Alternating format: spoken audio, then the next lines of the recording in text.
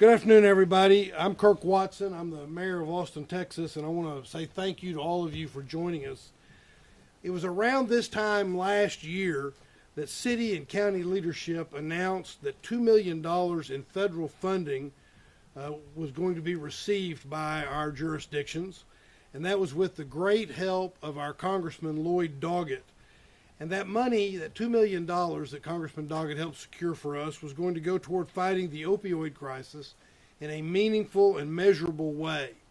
Today, I'm proud to be joined by others as we say we've made very good on that promise that we made about that $2 million.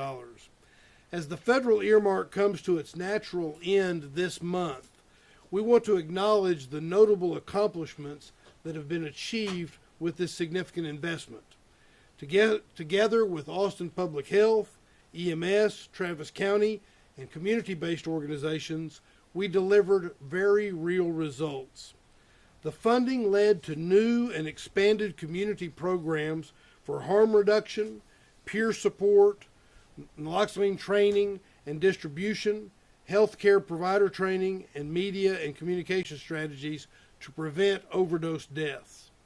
These funds have allowed the City of Austin, Austin Public Health, Austin Travis County EMS, and our community partners to implement a comprehensive public health prevention and education strategy that's been focused on those at high risk for opioid overdose. We trained more than 1,000 people in how to recognize and respond to overdoses. We distributed more than 24,000 doses, and I never pronounce, doctor, make sure I pronounce it right. Naloxone. I never pronounce that right. So naloxone. We distributed more than 24,000 doses of naloxone across Austin.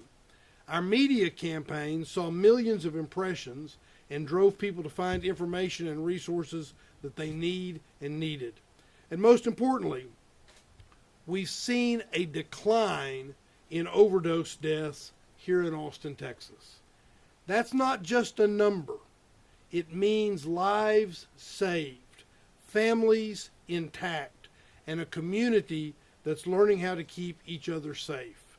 There's still a long road ahead for us, but today we can say this. The City of Austin and Travis County are no longer reacting to a crisis. We are building a system that prevents it. I'll now pass it along to the Austin Public Health Medical Director, Dr. Desmar Walks, to say a few more words. Thank you, Mayor Watson. The projects you've mentioned have been successful and investments are making a difference. Hello, everyone. My name is Dr. Desmar Walks. I'm APH's Medical Director and the Austin Travis County Health Authority. Last year, I said that anyone could be the victim of an overdose and that we needed to provide a coordinated, community-wide response to address this crisis. Today, I can say we've made real progress. Austin is now seeing a decline in drug overdose deaths. We have created an opioid resource dashboard on our website at austintexas.gov/opioids, and this makes overdose data and recovery resources easy to access. We've also published an opioid overdose surveillance report to better understand who is being affected and how we can respond. The story we've seen time and time again through our work and research is that anyone can be a victim of an overdose. This epidemic has found its way into all parts of our community, but with continued support and collaboration, we can push those numbers even lower and save more lives. I'd like to go over some tips for anyone who's listening today on ways that you can prevent an overdose. Never use drugs alone or behind a locked door. Let others know if you have naloxone, especially those around you.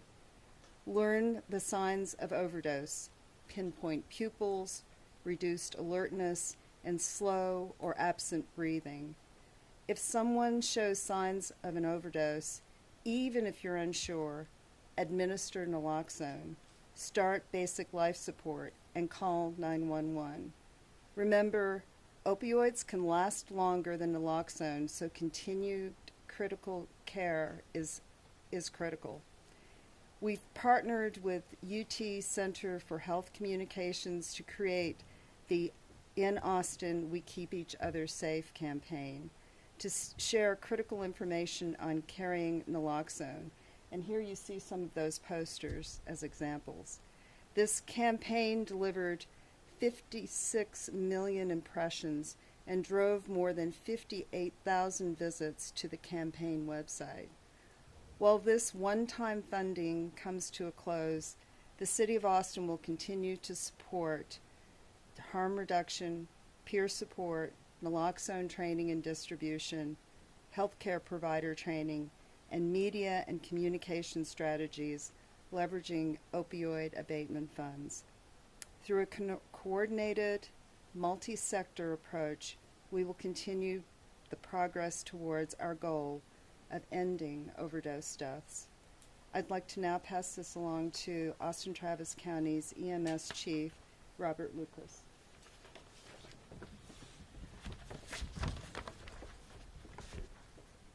Good afternoon. Robert Lukritz, the Chief of Austin Travis County EMS. Very excited to be here today to be able to celebrate this one-year anniversary and all of the great accomplishments that we've seen across Austin and Travis County. For the background, back in 2023, the Austin Travis County EMS Department worked with our public safety and public health partners to develop the Breathe Now program, which was an opportunity for us to develop a program to educate and train individuals in the public on how to recognize an overdose, how to administer Narcan or naloxone, to the same thing, and care for someone until help arrives. The program was great. We realized that it needed to grow. And we were so excited last year when we understood and found out that we'd received the grant and were able to partner with the Austin Public Health Department to expand the program. It was particularly poignant about a year ago because at the same time we were announcing this grant, we also had a very tragic and sad day here in the city of Austin, where in one day, an outbreak in overdoses resulted in 79 overdoses with 9 dead, 9 fatalities. While the work of our community health paramedics to rapidly deploy that morning to distribute Narcan and other resources to those most in need highlighted the need for us to get ahead of this and for us to empower the community to be able to do this on their own and to care for one another. And that's why programs like this are so critical. As was mentioned, since then, we've trained more than 1,100 people in Breathe Now to recognize an overdose and administer care. We've also distributed more than 24,000 doses of naloxone or Narcan. And it's not just to the residents and patients that we see. The distribution of naloxone in our partnership with the Austin Public Health Department is a partnership with the community, with local businesses and housing communities to allow them to have resources such as Narcan and to train them in Breathe Now, because we know that these things happen in all sorts of venues. And we're carrying naloxone on every ambulance, every fire truck, and every police car here in the city of Austin so that we can distribute them to individuals in need. We spoke to you not long ago, and as was mentioned earlier, we know this is working as we're seeing a decrease in overdose deaths in Travis County. We've proven that adequate training and access to Narcan saves lives and can turn the tide on the epidemic that we're seeing, not just here in Austin and Travis County, but across the country. Speaking of across the country, cities across the nation have recognized that the work we are doing here with our city partners, with Austin Public Health, Austin Travis County EMS, as a national model. And we continue to work with other cities across the nation to replicate the resources and the programs that we've developed here in Austin. It proves, truly, what we can do when we work together as a community, as a city, and as a county, and with our community partners in harm reduction. And with that, I believe I'm turning it over to Judge Andy Brown. Yeah, okay. Thanks. Good afternoon. I'm Travis County Judge Andy Brown. Great to be with y'all today. En el último año, nuestra comunidad ha logrado avances significativos en la lucha contra la crisis de opioides. Gracias al trabajo conjunto con organizaciones locales, brindamos apoyo directo a cientos de personas, capacitamos a casi 600 profesionales de la salud y logramos reducir en un 22% las muertes relacionadas con opioides, incluyendo una disminución del 36% en muertos por fentanil. Estoy orgulloso del compromiso de nuestra comunidad y seguiremos invirtiendo en estrategias basadas en empatía, datos y colaboración para salvar vidas. When we gathered here last year, I said we needed to meet people where they are, with empathy, resources, and a path forward, because everybody deserves dignity, safety, and support. Over the past year, that's exactly what our community has done. With support from the Texas Harm Reduction Alliance, we brought on 6 peer coaches who offer direct one-on-one support to more than 100 people. Nearly all of them made meaningful progress towards goals like housing, recovery, reconnecting with loved ones, or staying connected to peer support. Inside of the Travis County Jail, Texas Harm Reduction Alliance, Maggie's here today, hosted over 50 harm reduction group sessions with nearly 600 participants. Because when people leave jail, they need more than freedom. They need preparation, support, and tools to stay healthy. We also met people at one of their most vulnerable points, right as they were leaving incarceration and facing homelessness. Our teams conducted nearly 300 coordinated assessments and made more than 400 referrals to healthcare, housing, and treatment services. Through our partnership with Communities for Recovery, 4 peer specialists provided ongoing support to more than 50 people, while more than 2,000 people attended peer-led events and groups. Over 200 of them were engaging in recovery activities for the very first time. And that's how you build a recovery-friendly community, one conversation, one connection at a time. We also invested in training the medical professionals who are often the first point of contact. UT's Pharmacy Addiction Research and Medicine program developed 2 new continuing education courses for providers treating patients with opioid use disorder. Nearly 600 healthcare professionals completed the training, and 70% of them reported feeling more confident talking with patients about opioid use. Many of them are now incorporating harm reduction into their daily practice. All of this is making a measurable difference. As you've heard before, Travis County has seen a 22% decrease in overall opioid-related deaths in 2024, down from 486 to 380. And even more notably, fentanyl-related deaths dropped 36% from 279 in 2023 to 179 in 2024.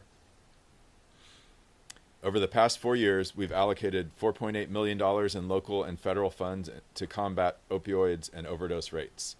In April, we received another $1.4 million to our opioid abatement fund to sustain and expand this momentum.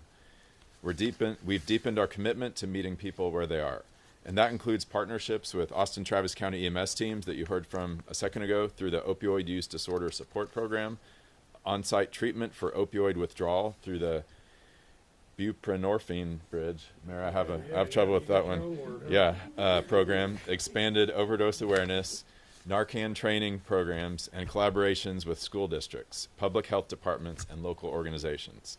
Everybody knows somebody affected by this crisis. A child, a friend, a parent, a loved one. Far too many families here in Travis County have already felt the pain, and we're doing this to reduce that in the future.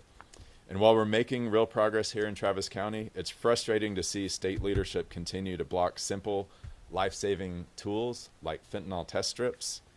Our Lieutenant Governor Dan Patrick refused to pass fentanyl test strips through the legislature once again, even though they could prevent countless deaths in Travis County and across the country. Yet he's insistent on banning THC and hemp products from people who need it, like veterans. Let's be clear. Test strips save lives. Fear-mongering and misinformation don't. That's why we're continuing to advocate for smart policy, expanded treatment access, and broader distribution of life-saving tools like Narcan or naloxone. This work is far from over, but it's proof that when we invest in the right strategies and work together, we save lives. I want to express my sincere gratitude to the City of Austin, to our mayor, to our Travis County staff, our first responders and healthcare workers, and THRA and other community organizations. This decrease is just the beginning, I hope, Together, we're building a stronger foundation rooted in compassion, data, and a commitment to ensuring every member of our community has access to the resources they need to survive and thrive. Thank you very much. Thank you, Judge Brown, and thanks for all the work that you've done and the county's done. As I said a moment ago, and it bears repeating now that you've heard the presentations from these folks, we are no longer in Austin and Travis County reacting to a crisis. We are building a system that prevents it. I want to say again, thank you to Congressman Lloyd Doggett for the role that he played in getting us money that we have put to, I think, very, very good use. And also, I want to say thank you to the community organizations that have made such a difference. And with that, we'll answer a couple of questions. Mayor, I think the judge talked about it, but can you or the judge talk about how this will continue in the future without funding and in times of reduced state and federal funding? Sure, and we'll call on a couple of people. You want to start, and I'll follow up after I mean, you? so thankfully we're getting money regularly from the opioid settlement. So we just got that 1.4 million that the county got. I think the city gets similar amounts. The state, Central Health, I get that. That is ongoing and does not depend on federal funding. We of course have our local revenue that we get from local property taxes. That is not being cut by the federal government. Last time I checked. And so, this is the number one cause of accidental death in Travis County, even though the numbers have gone down. And so it's something that we have to invest in. We have to make these improvements to our public health and continue fighting no matter what the federal government does. The only thing, that's a really, really good answer. The only thing I would add to it is that we're winning, and we're going to continue to do what we need to do to make sure that we like I say, we're building the infrastructure. We're not reacting anymore to a crisis, so we need to continue that process. Yes. Have you seen? Oh, sorry. So just to put a finer point on it, like without federal support, do you feel that you have adequate funding to achieve your current goals on this issue? I do, and I think one of the things and I think we will continue to make sure that we do. I think the answer is that simple. Yes, sir.